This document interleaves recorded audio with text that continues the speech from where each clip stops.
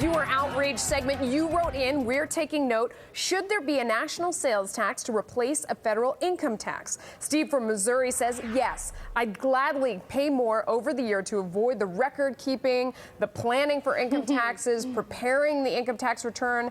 Joining us now is Ben Ferguson, host at Icon Radio Network, and on the phone is Boyce Watkins, finance professor at Syracuse University. Guys, thanks for joining us, Ben. Thanks for Let me start with you. It sounds really regressive. Yeah, hey, I would love this. I think it'd be a great idea for the fact that, one, we'd actually get rid of part of government, and no one likes the IRS in the first place. But it would also make it fair across the board and easy for people to understand. If you make more money, you're probably going to buy products that cost more, so you're going to get taxed more by default. But also, I mean, this can help anybody avoid taxes by saying, I don't want to buy as much stuff. And I think it's an easy way for people to be able to kind of live within their means, not get hit at the end of the year, not get in trouble with the IRS. And I think it's fair across the board to everybody, no matter how much money you make. Would we still be able to collect as much tax revenue then? Sure. I mean, I think you could. I think the biggest problem is politicians look at this as going, hey, if I'm a Republican, I represent business owners. If I'm a Democrat, I represent people that are not exactly that much of a business owner. So I got to play to that hand that we see. And that's the reason why you see so many Democrats say, there's no way we're getting rid of this because we go after and take care of the poor more than the Republicans do. And that's what we run on. So if we get rid of this, we don't have as much of a platform to stand on. Okay. Boyce, what do you think?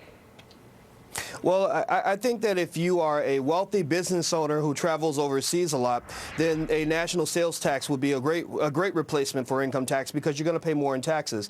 But if you are a family, then you're going to lose a lot of your deductions that you get from having a family. If you are a senior, then you're going to be double taxed because you've paid taxes your whole life and your Social Security will now be taxed. If you are poor, then you find that since a higher percentage of your income goes toward making purchases, you're going to be taxed a lot more than you are right now. So effectively, what uniform you put on depends on which team you want to play for. Okay, look, you heard him. Ben, what do you say? I mean, we've got sales tax all over the country at different rates depending on where you are. We have local and we have state income taxes all over the country as well, and no one complained about that. I mean, you get to choose what you buy and what you don't buy. How much more fair can you get than that? You can choose literally just to save your money and not purchase things, and therefore you don't have to pay tax on that money. That, I think, if anything we'd learn from this is it would actually help people learn how to save money and live within their means, which has been the whole entire problem we've had over the last several years. People did not live within their means. And this is one way to let people be able to learn how to do that every day when they go, I don't know if I want my money to go away to that.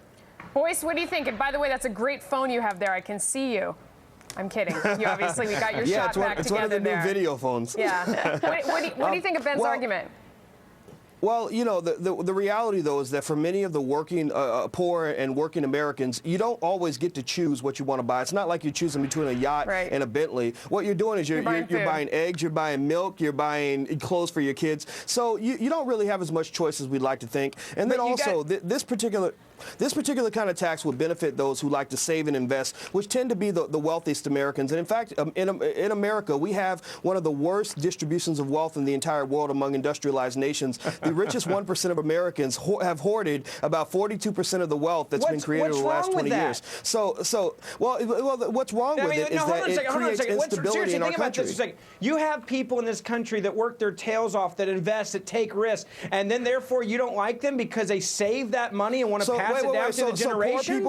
But poor people don't work their tails off, Ben. I mean, poor people work incredibly hard. The difference is they don't get rewarded for it. All I know is in this country right now, we have a lot of people that can survive in this country without ever working a day. If you live in Hawaii, all your government benefits, if you never work and you take food stamps and everything else, it comes the equivalent of $36,000 a year in 2010. And I think if you actually had to pay taxes on the stuff you had, you now have skin in the game, which may say, wow, I got skin in the game. I might actually work now instead of depending on the government to take care of me like we're doing for millions of Americans. Well, you know what? Hey, buddy, I know a lot more rich people who are on welfare than poor people. How is that possible? It's against the law. Because there are a lot. No.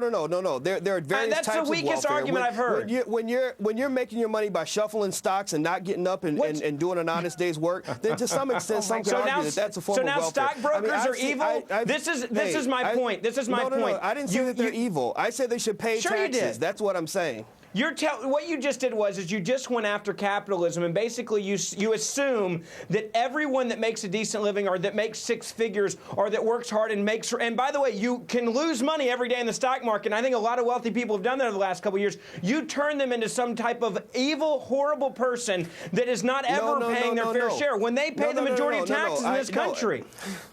I am a fan of capitalism, but I'm not a fan of capitalism gone wild. Capitalism is powerful, like a drug or like a gun or like fire. If you use it properly and responsibly, then it can be very effective. But when you go overboard, you end up with what we had over the last 8 years, which is an economy that was on the brink of collapse. The top 1% of people, of earners in this country pay the majority of, 43% of all taxes paid? I think it was the last time it came out. You're telling me that they're somehow getting away with murder, with not paying taxes? Guys. It's ridiculous. We got this year, buddy. This year, go ahead, sorry. No, go ahead.